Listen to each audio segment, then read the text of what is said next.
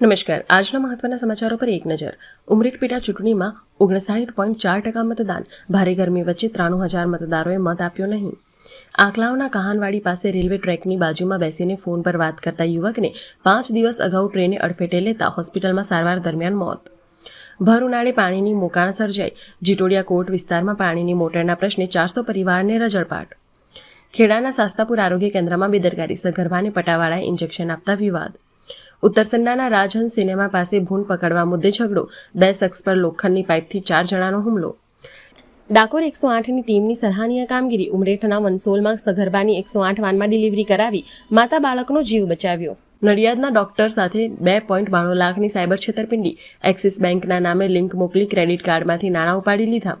જૂનાગઢના વિસાવદરના રતાંગ ગામે સિંહનો ખતરો.